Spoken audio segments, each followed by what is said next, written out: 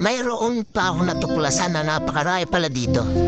So yan, napakita ko sa inyo sa likod ako yan ha. Nakikita niyo yan.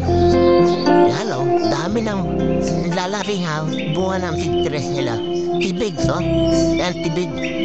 So, pero ang pada sa iba. So maraming prutas, iba-iba. Siguro ang prutas dito hindi lang matutuklasan. Kasi hindi naman pinapansin at akala nila. Sa yung mga tao kasi na katulad na namin dito, hindi naman namin talaga alam dati na nakakain yung fig tree. So tingnan natin ito. Meron yung may mga hilaw. So tara, samahan niyo ako. Yun. O yan guys, tuloy ito. Ito, kakaiba itong kabilala ito. Fig tree ba tibig din ito? Yan, pero medyo marikinis yung balat niya, oh. Kaiba doon sa ulan natin, tinignan na, yan, oh. Yan, oh. Diba? Ang dami ng bunga, yan, oh. Pero hindi natin alam kung yan yung nakakain. Kasi may mga poisonous na kuwan, hindi lahat kasi na, meron daw itong poisonous, pero hindi natin gaano alam eh. Tara dito na, kapag vlog na ako nito, matamis yung una namin natikman. Pero ito yun, wala namang mga hinog pa matitigas. So pero ba talaga marinis yung kan? Siguro unang bunga kaya medyo maganda. Pero yun lang, marami pa doon, oh. Kita nyo. Yan, oh. Pantayang bunga. Yan, oh. Pandami lang. So, dito yan. Palibasa nga. Teka, sabi tuloy ako. Yan ah. Palibasa ako ha. Ay wala naman dito kaya medyo dati wala yan. Wala na puto ng pulo. Siya lang sa nagsibulan. So, ibig sabihin, yung mayaman yung ating kagubatan. Sana ako. O mayaman na yung ating kagubatan dahil sa hindi na naaabuso. Yan lang. Makita nyo.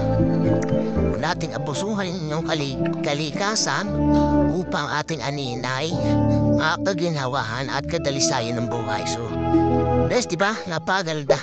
Na kung kalikasan ay ating napuprotektahan, naalagaan, ay nakakapagbigay sa atin ng kaginhawahan sa ating kabuhayan at ating pamilya na sinasabi natin na ay ano ba yan, mga po halaman na yan. Ano bang maituloy? Malaki po. Kasi nga po ito, nasabi ko nila ito, tubig ay pwedeng pagguhanan ng tubig na pwedeng inumin kung sakali. Sa paraan na dapat ay tama ang prosesong gagawin. Karoon po, hiwaan po natin yung mga katawan, lalagyan po natin ng parang paagusal, ng tubig, lalagyan po natin ng kanal.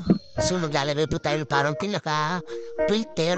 So tutulog yung tubig dyan na malinis, pwede natin salain, at try natin yung talaga wala o ang pagtunan, pwede natin unumin.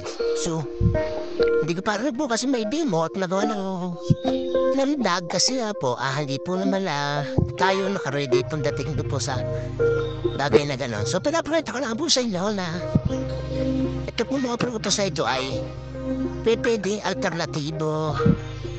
Kainin kung talagang wala at nandito ka sa gubat para ikaw ay makasurvive. So, kaya natin kung meron na yun. Yung malalaki to. Kapal ba ho? Kakatuwa ho, lalaki. Kaya lang, sabi ko nga, yung sirap eh, wala akong cameraman. So, yan. Pero, makikita natin, wala ito sa camera. Wala naman siyang katas, oh.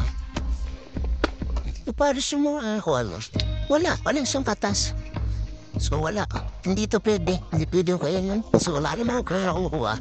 Nilay pa ang sikyo. So hanap tayo ng iba. Ang dami nagawa. May nakita niya tayo so.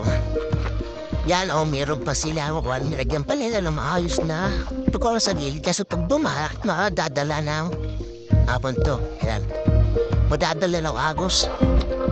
So, ano bang kahoy yan? Ano na kaya? Yan o. Nara. Pa yan. Akasya pala. Akasya. So, upload po tayo sa taas. Tingnan natin.